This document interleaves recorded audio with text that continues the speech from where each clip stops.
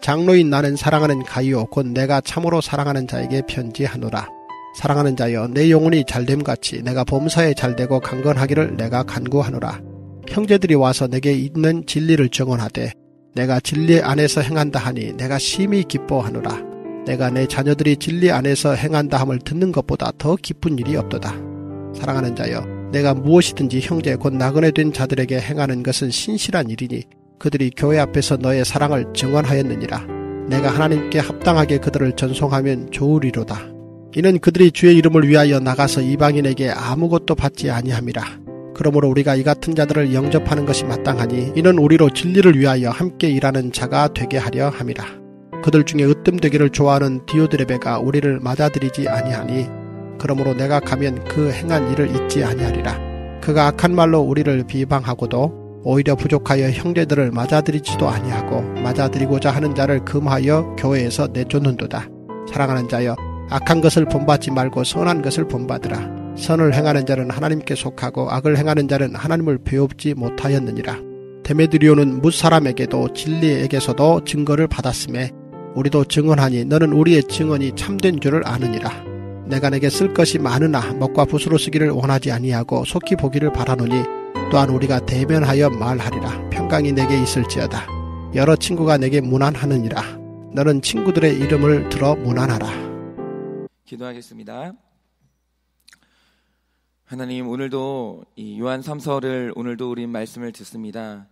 하나님, 오늘 요한이 장로인 가이오에게 정말 사랑하는 자여, 내 영혼이 잘된 같이 내가 범사에 잘되고 강건하기를 원한다고 하나님 그렇게 말하며 이 가이오의 영혼이 잘되는 것으로 인하여서 정말 너무나도 기뻐합니다. 하나님, 우리 마음 가운데 정말 이 기쁨이 있는지 다시 한번 우리 자신을 되돌아봅니다. 정말 우리가 물질이 많아지고 또 내 자신이 성공하고 또 이 땅 가운데서 잘 되는 것을 기뻐하는 것만큼 우리 영이 잘 되고 한 영혼이 구원받는 것에 대해서 이만큼의 기쁨이 우리에게 있는지, 정말 제 안에도 그 기쁨이 있는지 다시 한번 돌아보기를 원합니다. 오늘도 이 말씀을 통하여서 참된 기쁨이 무엇인지 알게 하여 주시고 우리가 이 땅의 것이 아니라 하나님 나라의 것으로 기뻐할 수 있는 마음을 오늘도 하나님께서 우리 마음 가운데 허락하여 주시옵소서.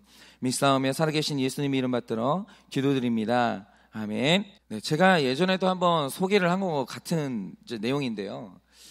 저한테 이제 신학을 전수해 주신 선생님이 굉장히 오랫동안 늘 반복해서 얘기하시는 그 잊지 못할 감격적인 일이 있는 거예요. 그게 뭐냐면 지금 이제 공산당에 지도를 받는 이 중국의 교회가 이 삼자교회라고 합니다. 감시를 받고 있고 그렇게 이제 신앙생활들을 하고 있는데, 그런데 이제 저희 그 선생님께서 삼자교회에 이제 방문하신 적이 있어요.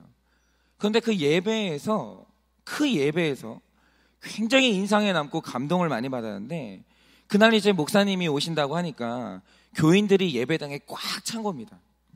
그런데 이제 제가 사진을 보면 그 예배당이 오늘 우리가 앉아있는 한국의 예배당이 아니에요. 그냥 추운 겨울에 우풍이 쌩쌩 부는 공간에 시멘트 바닥이 전부인 예배당 안에 성도들이 가득 모여 있는 거예요. 여러분, 그때 당시에 그 바깥의 온도가 영하 40도였다고 해요. 근데 40도의 성도님들이 그 냉난방도 되지 않는 그 공간에 모여서 서로의 체온을 온기 삼아서 그렇게 목사님이 오기까지 3시간이고 4시간이고 기다리면서 그렇게 목사님을 이제 말씀을 사모하는 거죠. 그런데 그날 예배를 하는데 40대 여자 성도님이 대표 기도를 하더라는 거예요. 그런데 저희 선생님이 그 기도를 오랫도록 잊지 못하는 게 뭐냐면 그 기도문의 내용이 너무 우리를 부끄럽게 하는 거예요. 그래서 그날 그 목사님이 기도 내용이 너무 감동이 돼가지고 그 기도 제목을 적은 거예요. 내용을. 뭐라고 했냐면 이렇게 하는 거예요. 우리를 신자로 불러주신 하나님 은혜에 감사를 드립니다.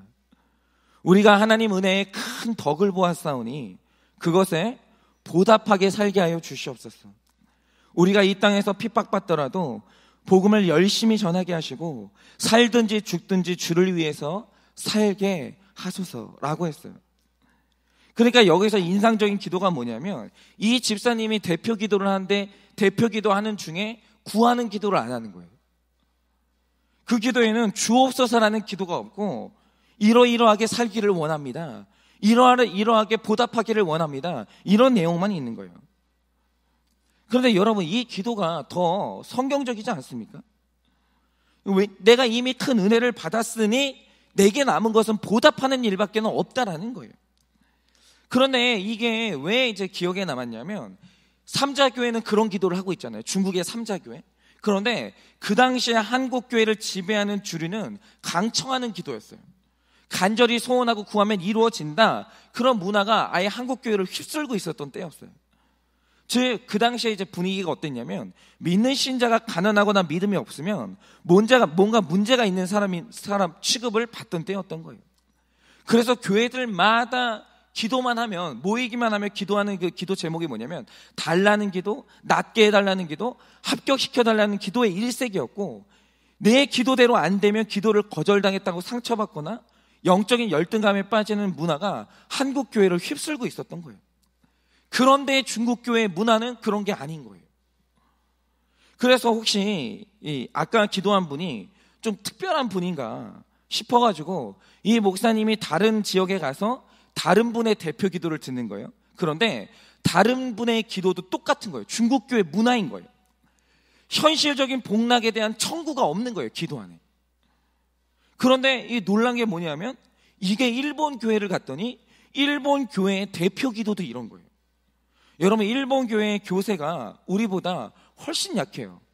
지금 우리나라의 이 복음화율이 상당히 높은데, 여러분 일본 같은 경우에 복음화율이 1%가 채 안 돼요. 제가 정확히 알고 있는지는 모르겠는데 3% 내외입니다. 굉장히 일본 교회 교세가 약해요. 그러니까 선교는 100년을 우리보다 앞섰지만 교계의 현실은 굉장히 어렵습니다. 그런데 일본 교회를 가가지고 일본 교회의 대표 기도를 들어봐도 거기에 복에 대한 청구가 없어요. 기도가 똑같아요. 그리고 미국 교회를 가도 미국 교회 대표 기도도 복에 대한 청구가 없어요. 이거 지나치게 우리 신앙의 전면에 포진하고 있는 거예요. 그러니까 이것이 우리 신앙의 정수처럼 자리를 잡은 거죠. 그러면 이런 기복주의적인 이 신앙 문화의 일조한 구절이 뭐냐라고 하면 바로 그게 여러분이 읽으신 오늘 말씀 2절의 말씀인 거예요. 여러분, 이것을 순복음에서는 삼중 축복이라고 불렀는데 순서가 이렇습니다. 영혼이 잘 되면, 당신의 영혼이 잘 되면 범사, 당신이 하는 사업이든지 직장의 프로젝트라든지 학생은 공부를 한다든지 이런 일이 잘 되고, 그리고 강건함, 질병에서 해방돼서 건강하게 살 수 있다는 게 이 삼중 축복의 핵심 내용이에요. 그러니까 이게 얼마나 말만 들어도 좋은지, 게다가 한동안은 정말 이런 믿음으로 기도해서 병 나았고 이런 믿음으로 기도해가지고 내가 사업에 성공했다라는 간증이 한국 교회를 휩쓸었어요. 성공 간증. 그러니까 이 어떤 그 특별한 이제 교단의 대표적인 교리인 일중 축복도 아니고 이 삼중 축복이 여기에서 나온 거죠. 그런데 이 삼중 축복 이 교리는 본문의 의미를 잘못 해석한 전형적인 구조리예요. 그 좋은 예가 뭐냐면 이 교리가 2000년대 초반까지 한국교회를 휩쓸었어요. 그런데 휩쓸고 나서 지금 2020년대 한국교회 현실에 남은 게 뭐냐면 삼중 축복의 해석에 의하면 믿음 좋고 기도하는 사람 중에 암에 걸리는 사람이 있으면 안 돼요. 그리고 설령 암에 걸렸다 하더라도 나아야 돼요. 그리고 사업에 망하는 사람이 있으면 안 돼요.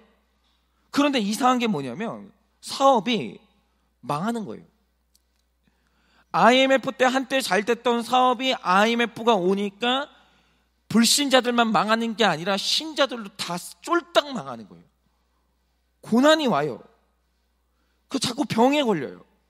그리고 믿음 좋다고 간증했던 분들 중에 후에 타락해가지고 사회적 물의를 일으키는 사람이 속출하기 시작하는 거예요.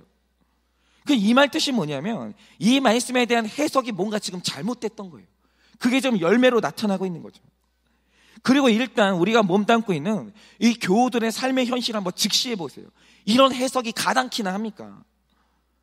여러분, 지금 성도들이 예수 잘 믿어서 박해를 받았고 수많은 고통을 당했어요. 이 성경을 썼을 당시에 요한의 이 목회했던 교회 현실이. 여러분, 사도 바울은 아시아 땅에 가서 자신이 받았던 수많은 고난들을 열거하는 구절이 있어요. 고린도후서 11장 24절을 보면 당시 사형 제도가 뭐냐면 40대 매를 맞는 거예요. 왜냐? 당시에는 항생제가 없기 때문에 40대를 맞으면 사람의 살이 터져요. 그러면 그 살 속으로 바이러스가 침투하면서 죽는 거예요. 여러분, 그게 이제 40대 맞는 게 사형이었거든요. 그런데 당시 기관에서 사도 바울에게 39대를 때렸어요. 이건 뭐냐면 죽으라고 때리는 거예요. 근데 바울이 39대 맞는 이 태장을 5번을 당했어요. 그 외에도 보면 5번을 맞았는데 그 외에도 보면 3번 태장을 받고 돌로 맞고 파선하고 너무 많은 고난을 겪었어요. 그러면 우리가 질문해야 될 게 이거죠. 사도 바울은 영이 잘 돼서 범사에 잘 되고 강건한 2절에 해당하는 사람이냐 이거죠. 그러니까 이 구절을 해석했던 그 특정한 교단에 바로 그 사람이냐 이거죠. 여러분, 중요한 사실은 뭐냐면 사도 바울은 그 누구보다 영적으로 잘 된 사람이었어요. 영적으로 충만한 사람이었어요. 그러나 그의 삶은 가난했어요. 그는 고치지 못한 질병이 있었어요. 그리고 예수님도 그랬어요. 여러분, 아브라함도 물질적 축복을 많이 누렸지만 여러분, 그게 아브라함의 축복이었냐? 봐야 되는 거예요. 여러분, 그가 삶에서 겪은, 물질 때문에 겪은, 풍요 때문에 겪은 고난과 아픔을 절대로 잊으면 안 되는 거예요. 여러분, 아브라함이 인생에서 가장 힘들었던 게 뭔지 아십니까? 그가 맞이했던 아내들이 싸우는 바람에 자기 아들을 버렸어요. 그런데 여러분, 자식을 버린다는 게 보통 일입니까? 사라 입장에서 보면 네 아들 내 아들 구분되죠. 아브라함은 아니에요. 다 내 아들이에요. 여러분, 그가 처음에 자식이 없다가 이스마엘을 얻었을 때 얼마나 사랑했겠습니까? 이거는 자식이 있는 사람은 알아요. 여러분, 불임 부부가 7, 8년 애가 없다가 갑자기 애가 생겼어요. 그것도 대를 이을 자식이 생겼어요. 여러분, 얼마나 예쁘겠습니까? 그런데 그 아들 버릴 때 그 뒤에 배경을 누가 알겠어요? 여러분, 그 아들을 버리기까지 했을 때 필시 죽을 것 같은 정신적인 압박과 심리적인 피폐함이 있었던 거예요. 집에서 여자들끼리 싸우기 시작하는데 살 수가 없는 거예요. 밤에 잠이 안 오는 거예요. 여러분, 성경에 등장하는 경건한 사람들의 삶을 보면 무사태평하고 만사형통한 삶을 살 사람이 없었어요.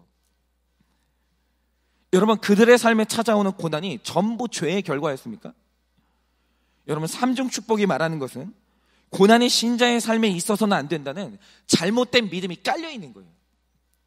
이런 이유 때문에 유독 한국의 성도들은 하나님이 고난을 허락하시면 이상한 일 당한다는 이 느낌 때문에 고난이 유독 해석이 안 돼요. 한국교회 성도들이. 이게 취약점이었어요. 그런데 지금 한국교회가 한 단계 성숙해지고 지난 신앙생활에 대한 이 반성과 우리가 성경을 잘못 해석했다는 반성이 일어나면서 지금 한국교회 흐름이 어디로 가고 있냐면 기복신앙에서 구속사적인 신앙으로 나아가고 있는 거예요. 이제 성경이 제대로 해석이 되는 거죠. 그러면 그 증거가 뭐냐면 성경은 고난의 이야기로 가득한 책인데 기복신앙은 고난을 굉장히 낯설게 만들어요. 왜 오지? 왜 이런 현상이 일어나지? 굉장히 낯설어요. 기복신앙의 프레임으로 보면 성경의 해석이 안 되는 거예요. 내 삶의 해석이 안 되는 거죠. 그런데 구원과 거룩이 우리 삶의 목적이라는 이 구속사적인 관점으로 보면 성경의 고난의 이유가 있다는 게 해석이 되는 거예요. 왜 고난이 축복인지 해석이 되는 거죠. 그래서 오늘 본문의 2절 말씀도 구속사적으로 해석하지 않으면 정확한 해석이 안 되는 겁니다. 여러분, 지금 이 내용은 영적으로 성숙하고 신실한 가이오를 향한 바울의 기원이에요. 그런데 2절 본문을 보면 문법적으로 이 말씀을 어떻게 읽어야 되냐면 사랑하는 자여 내 영혼이 잘됨 같이 이 구절과 다른 구절을 끊어 읽어야 돼요. 그러니까 기원은 뭐냐? 이 세 개가 사도 바울, 사도 요한의 기원이 아니고 기원은 2가지밖에 없는 거예요. 이 말 뜻이 뭐냐면 요한은 지금 가이오의 영혼이 잘 되기를 바라지 않아요. 왜냐?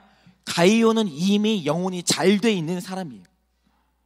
요한은 이 사신단으로부터 가이오의 영혼이 이미 굉장히 잘 돼 있다는 보고를 받았어요. 그러면 이 기원은 뭐냐?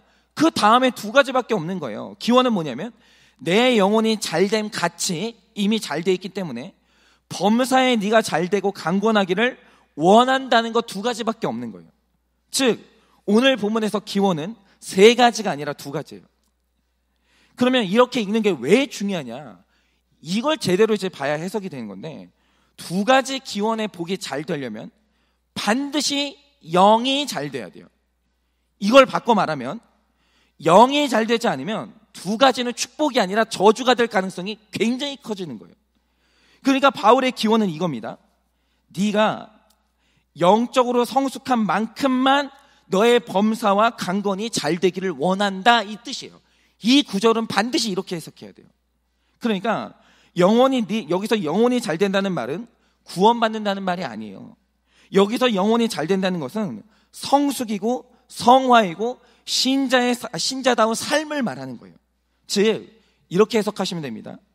거룩을 이루지 못한 상태에서, 신자가 성숙하지 못한 상태에서 몸의 건강과 범사의 잘됨이 의미가 없다, 이 뜻이에요. 그게 오히려 독이 될 수 있다, 이 뜻이에요.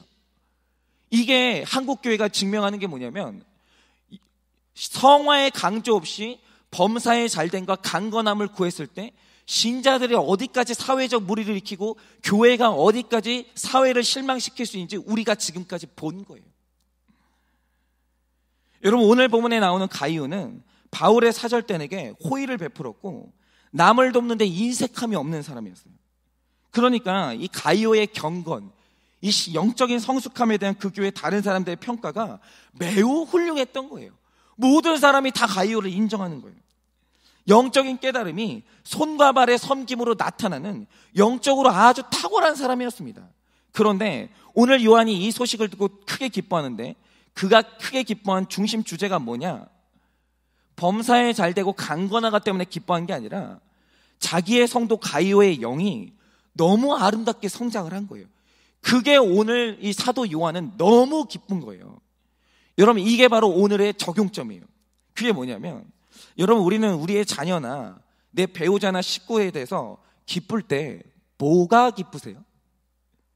뭐가 여러분의 마음을 기쁘게 하세요? 영이 잘 되는 게 기쁩니까? 범사에 잘 되고 강건한 게 기쁩니까? 뭐가 우리 마음을 말할 수 없이 기쁘게 만듭니까?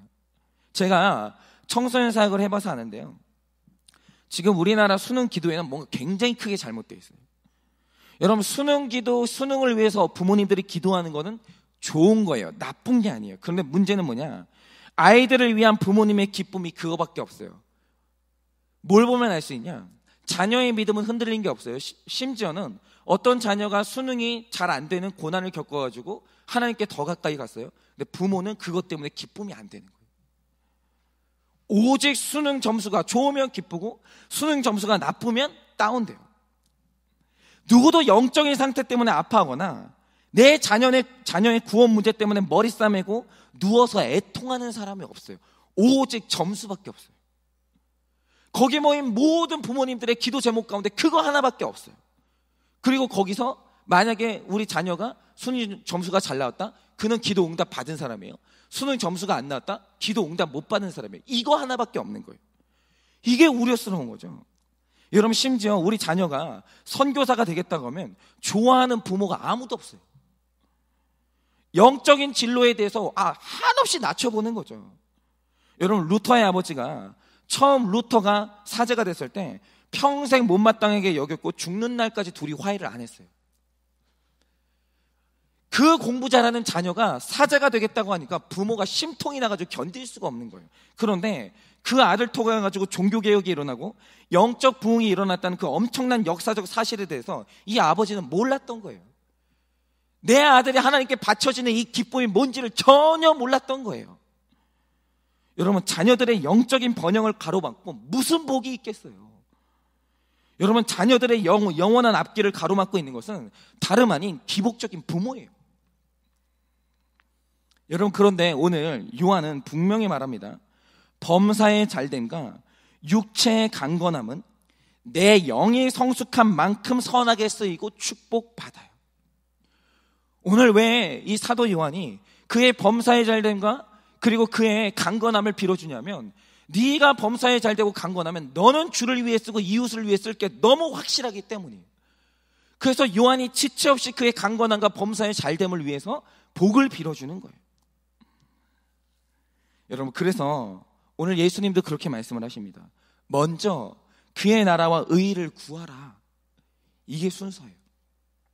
먼저 그의 나라와 의의를 구하라. 그러면 나머지는 하나님께서 더해 주신다. 여러분, 오늘 하루 우리 기쁨의 제목이 바뀌기를 원합니다.